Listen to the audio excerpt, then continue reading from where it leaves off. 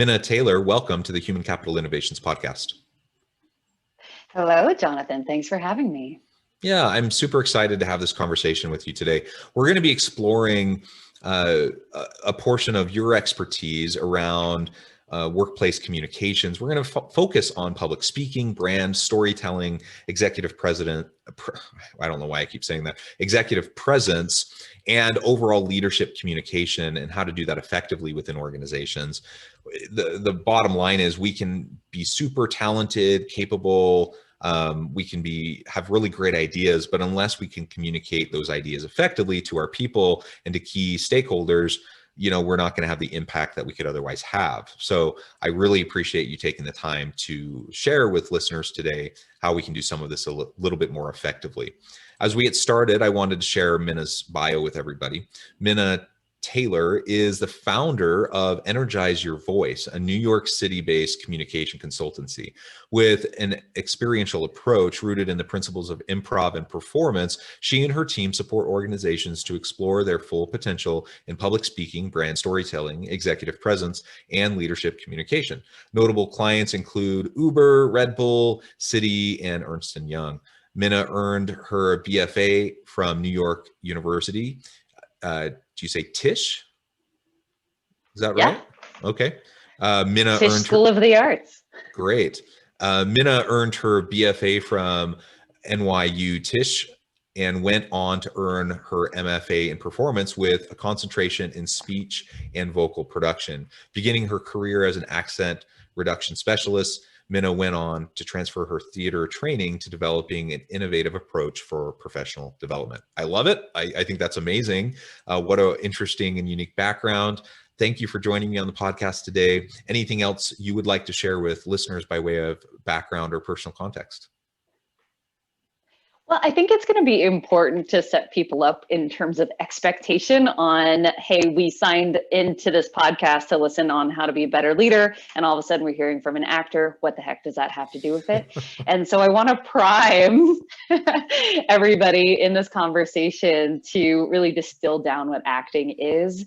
Acting at its fundamental level is how to tell the truth bravely and with a deep sense of strategy and intentionality. And so if you can relate that into being human, into being a leader, into presenting effectively, into having persuasive conversations, that's what we're doing. And so it's really about authentic truth telling. So that is the lens through which I engage in all of our work, and that's the lens through which I was trained. Yeah, that's awesome. Thank you for that framing. And you don't have to convince me. I think the arts, theater, music, performance, I think it's super important, part of the human condition, part of our ability to impact others. In a previous life, nothing, I not even remotely close to anything that you've done in your career, but in a previous life, as a teenager and young adult, I was involved in a lot of theater and performing, and that was a lot of fun. And I still continue to enjoy musical performance and sing in choirs and such. And it's a really important outlet. It's also, it helps you just to be able to hold a place in your heart, have empathy for and compassion for others. I think that the courageous, authentic storytelling and the ability to share that with others in meaningful ways is just a really important thing. And I was recently talking with another individual about emotional intelligence, and I think a lot of what you're describing also comes back to emotional intelligence, which of course is a huge thing for effective leadership in the workplace. We need to have psychologically safe places of work where people can come and be their authentic self and feel empowered to do their best work, and that they're needed, wanted, valued for who they are. And all of that comes through how we convey ourselves and communicate and create the culture of the organization that we're working with. Oh, I think there's no question. And we really do look at it as emotional intelligence training, because again, going back to what acting is fundamentally, beyond truth telling, it's listening and responding to what's in front of you rather than responding to what you anticipate, what you predetermine, what you're fearful the outcome will be. And so when we're talking about emotional intelligence, it's really at the core of what EQ is, right? Listening, not being reactive, being responsive, being thoughtful to the other person's experience while being in deep ownership over your own values, thoughts, wants, feelings, and needs. And so there's this beautiful organic negotiation of experience when you engage in conversation, in communication from that perspective. But the challenge is we are conditioned and socialized against that intention. And so it's really about how do we reclaim what we're naturally predisposed to do? This notion of what you're talking about, choirs. Oh my golly, how long? Like, go back to Greece, right? That's what we've been doing forever, sharing through artistic creation, through empathetic, creative expression. That's what we've done for as long as humans have been able to be social and communicative animals. And we need to reclaim that. We need to reclaim some of that. Yeah. Well, perfect. Maybe we can start. You've already started to prime the pump a little bit in terms of brand storytelling, this idea of authentic storytelling, truth telling. How does that connect with executive presence?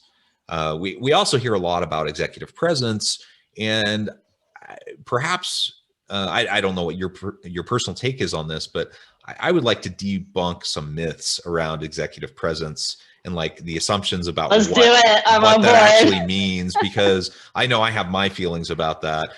Tell us a little bit about what you think about executive presence, truth telling, storytelling, and how that plays a role in leadership.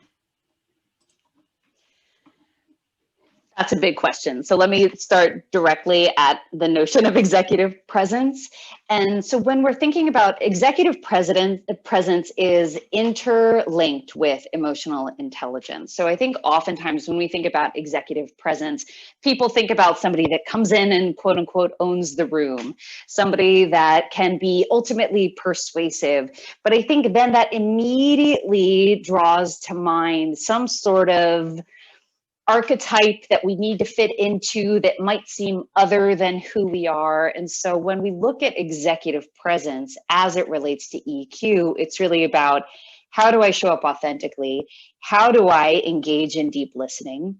How the presence itself is perceived when we don't have those blockages or externalized facades of confidence.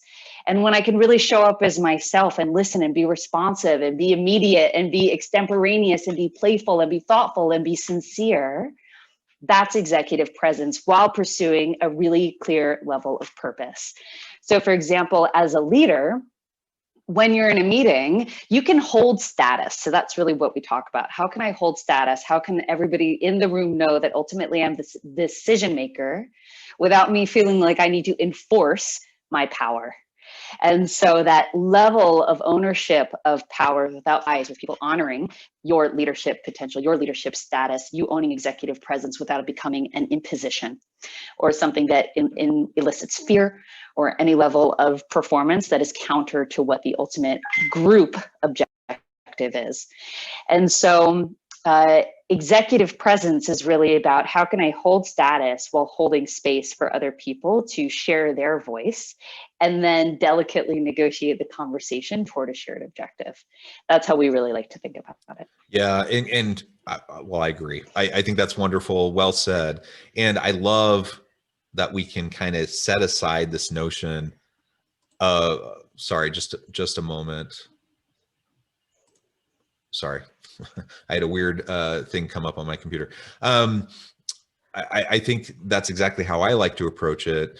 And I really like getting past this notion of commanding the room, because what does that mean? It's often kind of this dog whistle towards gendered stereotypes and misogynistic patriarchal structures within organizations, which is problematic in and of itself. But I don't know about everyone else, but I don't like being in meetings where someone is blustery and like quote unquote commanding the room. I find it highly annoying and distracting, and usually it's a facade. It probably always is a facade, and you're not actually getting to anything real. It seems like a complete waste of time. So I have very little patience for it individually. Yet I recognize that many people kind of expect that. And so I always like to talk about why that isn't necessary. How many people could we unnecessarily be leaving out of potential leadership pools, for leadership pathways within organizations because they don't, quote unquote, have executive presence? How dysfunctional are meetings often, where you can't accomplish what you want to accomplish because you're so focused on stuff like that, versus, actually having effective, dynamic, collaborative, innovative types of meetings and being able to work together. I mean, ultimately, that's where I'm coming from. I think what you said there that I think is really key is, it's a very masculine archetype when we think about the notion of commanding a room. However, I do want to say that the notion of commanding a room is accessible to everyone. But the way we envision that, or the way that we collectively assume that will happen, is in this dominant masculine structure. And when we're talking masculine here, just for your audience and everybody else, it's not male versus female, right? It's really masculine and feminine. So it's a very clear distinction between gender and behavior. So when we're thinking about the notion of commanding room and how that relates to executive presence, what you're talking about, this level of facade, is not executive presence, it's executive arrogance. And that's where we lean into the space of bombast, because arrogance and confidence are very close neighbors. Presence equals confidence, right? Overconfidence equals arrogance. And so even if you're coming from a fearful place, even if you're coming from a place of overcompensation, that will lend itself toward a perception of arrogance. But we have also been conditioned largely to be deferential to that level of behavior, because we think somehow if we're not capable of that, that indicates some level of superiority that we have to be sort of submissive to. And I think it's important to shift our mindset here to allow more space for deeper listening rather than overpowering energetic presence.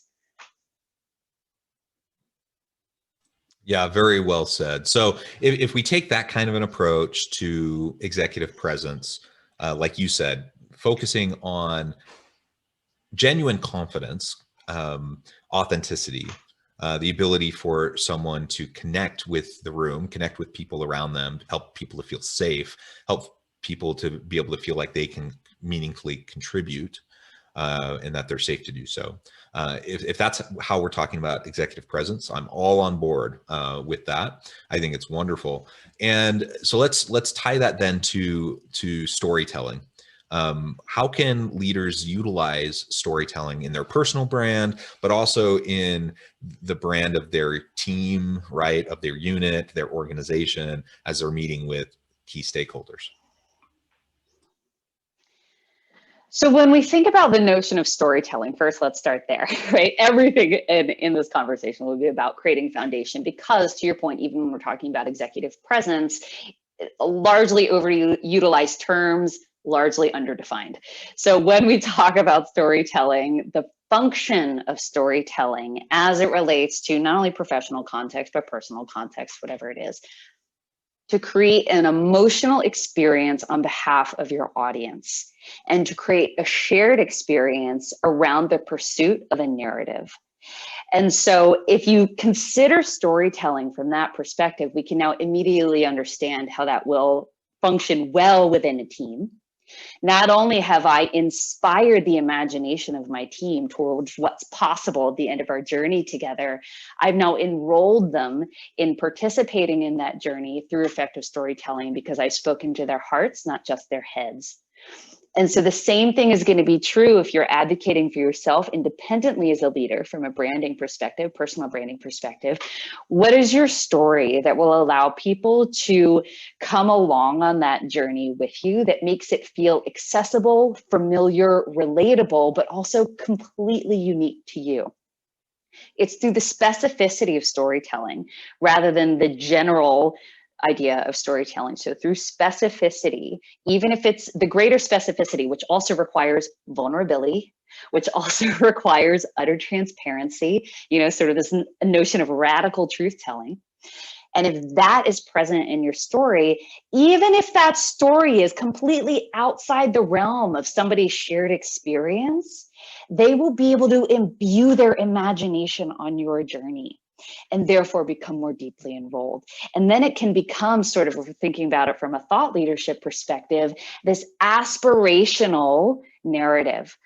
And that's totally authentic, right? It's not trying to create some sort of heroic, otherworldly, mythical journey of the human potential. It's aspirational, but still accessible. And storytelling allows you to do that in a way that feels really powerful. So that's how it can function independently within a team, getting people to understand that we are on a shared mission and adventure towards something really exciting at the end. And then collectively from an organization, what is a story we're trying to tell that will allow people to understand, what is my role within this story? What is my role within how this narrative unfolds? How can I take greater command and initiative to maybe be a stronger participant in chapter 3? All of a sudden I rise up as the unexpected hero in this moment of crisis.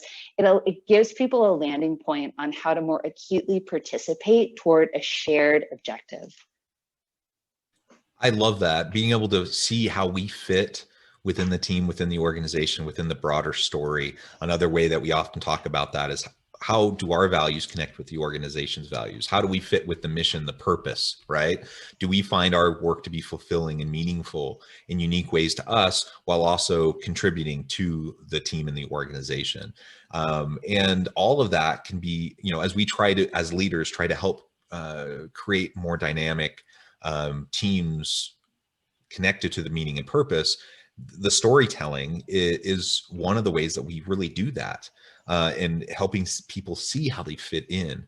That may seem obvious to us. Maybe people listening are thinking, well, of course, but it's not obvious, and it's not obvious to your people. It's not obvious. Yeah. And Jonathan, you really hit the nail on the head there. And I think it has to be, when we're thinking about shared value, storytelling comes in, and it's not obvious because I think people conflate storytelling with explaining, and they're very different things. So I can explain my values. I can outline the values. I can have my values printed and post them all over the office.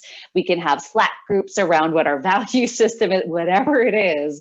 But if it's simply an explanation and this very objective presentation, rather than housed in some sort of personalized, contextualized narrative, then I'm not going to embody it as strongly as I would like to. So make sure we're storytelling rather than simply explaining, and that's where the magic happens. Yeah, absolutely. Well, perfect. And so I think all of this comes back to then you laying the foundation for being effective communicators as leaders. Part of that is, the communication that happens through the public speaking roles that we play, the opportunities that we have to speak in meetings, to speak to our team, but it doesn't have to be those formal types of public speaking moments, right? I think that the effective communication as a leader is far more inclusive than that in terms of what we need to be considering how to be more effective. Mm-hmm. So what would you? First of all, there's.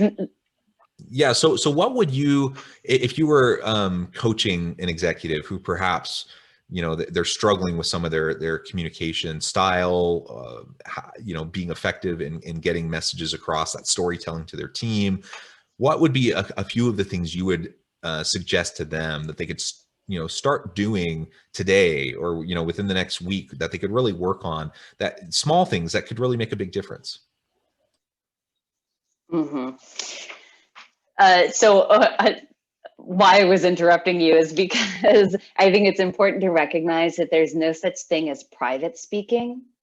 And so any moment where we're engaged in conversation outside of our own minds is public speaking. And so we can look at that in a formalized context or informalized context, but it's always public speaking. So that's the thing I really want to sort of clarify for people. If you're thinking, okay, I'm a leader, I know, and these are the clients that I work with when in my private practice, or are leaders that are really high performing, that are incredibly successful, but know that there's something missing and you can't quite put your finger on it and you don't know how to resolve it. And so similar to, let's call an allergy test, we kind of need to do a little bit of, hyper focus on certain things and do some testing. So a couple things to think about when it comes to public speaking or having those conversations with your team. First of all, always start with yourself. That's the thing. So if you're feeling, hey, I'm discordant with my team in a way that doesn't feel exactly aligned to my values. Hey, I don't feel like I'm communicating effectively, or the engagement of my employees is not what I would like it to be. Rather than thinking, what are the systems in place that aren't supporting that? What is going on with your employees that they're not stepping up to the plate? First, you need to turn the lens in on yourself. And so there are a few ways when you actually go to communicate, strongly consider two things. So these are going to be your anchors.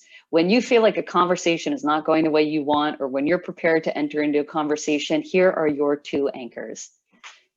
Am I breathing? What is the tone with which I'm communicating my thought? Literally the tone, not the thought tone, but the voice tone. So, hey, Jonathan is very different than, hey, Jonathan. Very different tones will elicit a very different response. And you are ultimately at choice around the tone with which you communicate. So your two anchors, am I breathing? What is the tone with which I'm communicating my thought? Then I think the internal work here is, what is coming to mind? So am I intervening at a point of crisis? So am I managing crisis, or am I intervening pre-crisis so I can maintain performance? And what that really looks like is maybe shifting the formality with which you're communicating to your team. For example, in my team, if there has to be no reason for me to reach out to somebody on my team other than they occurred to me. So if someone on my team occurs to me, even if it's unrelated to a project, I will send them a voice note and let them know they occurred to me, why they occurred to me, and gratitude for their contribution to the organization.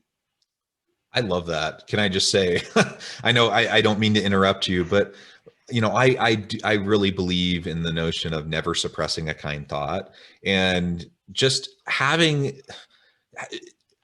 letting people know that you were thinking about them makes a big difference in the lives of those around you. And especially if you have something specific you can say by way of feedback or praise, complimenting them in a genuine way. But even if it's just simply, hey, I was doing my work, I thought about you, how are you doing? That's meaningful. People appreciate that. Absolutely. Yeah. Absolutely. One of the biggest successful exercises, and this is not even really an exercise, but something I would encourage leaders to incorporate overall, that we've started to bring into our workshops since we've moved virtually in this last year, is beginning every training with a circle of gratitude, and that thereby creating a culture of gratitude. So then when we think about the notion of feedback within an organization, it's not always directly associated with something that is wrong, but can equally be associated with something that is going well. And so I think really shifting the mindset, shifting the paradigm around how we interact, when we choose to interact, what we choose to communicate, and then ultimately what we choose to give feedback around. It will allow people to feel in those moments to more adequately receive negative feedback or constructive feedback, and then also prime them to feel really excited because they feel seen and heard, which I'm sure you know as humans is one of our primary basic needs. And I think that will transform leadership, that will transform teams, it will transform organizations. Perfect. Perfect. Well, and I interrupted you, so I'll let you continue on if you can remember your train of thought. What was my train of thought? I think we were talking about, no, I have no idea. I got very inspired by that, because I think that, it was things that leaders can do. Yeah, I think it's really those moments when we just want to intervene and shifting the way we consider communicating to our team, how we communicate, what we choose to communicate. And for you, that really gets things.